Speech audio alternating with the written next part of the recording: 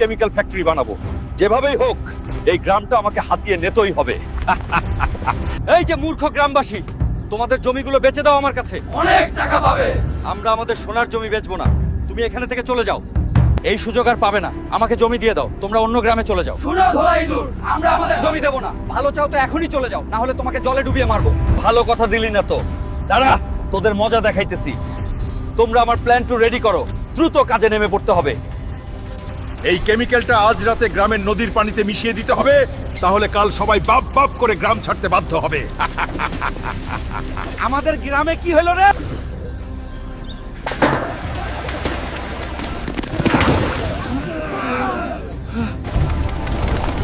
সবাই পালাও। হাল্ক, কাল একটা চীনা লোক গ্রামে আসার পর থেকে গ্রামে অনেক রোগ বেড়ে গেছে। এই বাবা, কিছু কর, সবাইকে বাঁচাও। কি চীনা বেড়ার এত বড় সাহস? বন্ধুরা, আমি আমার গ্রাম রক্ষা করতে যাচ্ছি। পরের পপ দেখতে সাবস্ক্রাইব করে আমার শক্তি বাড়িয়ে দাও। ওই চাইনিজ বেড়া এখন কই? পরে আজ শেষ করে দেবো। পাশের গ্রামের কেমিক্যাল ফ্যাক্টরিতে ঘাপটি মাইরা আছে। আইতাছি রে বেড়া। চিংপং বেদা, সাহস থাকলে আমার সামনে আয়। গাইস, এই পেট মোটাটারে আজ মাটির সাথে মিশায় দাও, আমি চা খাই আসতেছি। এত সহজ না রে বেড়ারা, এক এক করে সব ফালাই দিমু। তোদের বস কোথায়? ওইদিকে। এই যে চাখর, এখন কোথায় যাবি? দয়া করে আমাকে ছেড়ে দিন।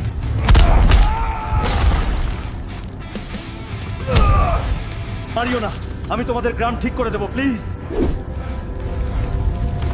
এখনই ঠিক করে দে আমার গ্রাম। এখন আবার সবাই এই পানি খাইলে ঠিক হয়ে যাবে। হাল্ক, এখন আমাকে ছেড়ে দাও। তোকে ছেড়ে দিতে পারি যদি এলাকার সব ফ্যাক্টরি তাং তোগলা বেঁধে তোর দেশে চলে যাস। আচ্ছা হুলকা, আমি একবারে চলে যাচ্ছি। বন্ধুরা, ওরে আল্লাহ, আমাদের গ্রামে রক্তের বন্যা হচ্ছে। এখন আমাদের কি হবে রে?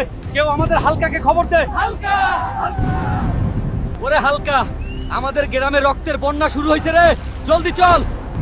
রক্তের বৃষ্টি, এইটা কোনো খারাপ পেত্নির কাজ। আমি ওরে দেখতেছি, চলো। এই, ওই কে রে? আমাদের গ্রামে রক্তের বন্যা আনছিস, ভালোই ভালোই আমার সামনে আয়, না আইলে আজ তোকে চাটনি বানায়া দিমু রে বেদা। আমি রে পেট মোটা হালকো। ভালো করেই কইতেছি, আমার সুন্দর গ্রাম থেকে তোর রক্ত লইয়া চইলা যা, নইলে আজ বাঁচতে পারবি না। চলে যাইতে পারি যদি বন্ধুরা এখনই ভিলেজ হালকা চ্যানেল লাইক আর সাবস্ক্রাইব করে দেয়। ওই হালকা, আমার উটের দুধ খাইতে মন চাইতেছে, এখনই যা আমার জন্য উটের দুধ এনে। আচ্ছা দাদি, আমি যাইতাছি। ধুরবাল, আগে আর ভালো লাগে না। উটের দুধ আনতে আবার ইয়া হাবি যাইতে হইব। ইয়া হাবিবি, আমার উটের দুধ লাগবে। যত খুশি নিয়ে যাও হাল্ক, চাইলে একটা উটও নিয়ে যেতে পারো। বাই বাই ইয়া হাবিবি, দাদির জন্য নিয়ে গেলাম। দাদি, এই নে তোর উটের দুধ।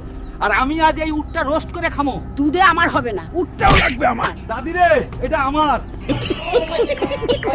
বাড়িতে নাকি বাজার নাই। এই নে মা, তোর জন্য 50,000 দিয়ে ফুলকপি আনছি। পেট মোটা, আলু পটল মরিচ কিনবো কে লই আইছস তো শুধু একটা ফুলকপি।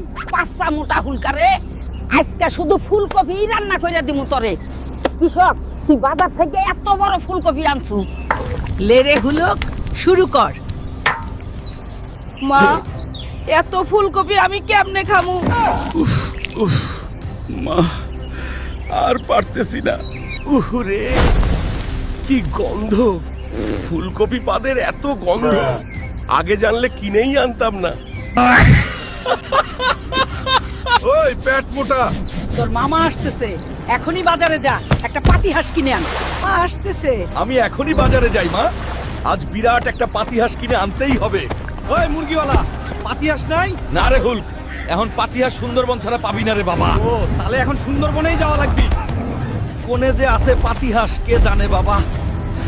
এই তো পাইয়া গেছি, বিগ সাইজ পাতিহাঁস, এটাই নিয়ে যাই। ওই হাঁস, এখনই আমার সাথে চল রে, মামা আসতেছে। ওরে, আমারে নিয়ে যাওয়া এত সহজ না রে। নিয়ে যাওয়া সহজ নাকি? আমি এখনই দেখাইতাছি। এইবার চল, হাঁসের রানী।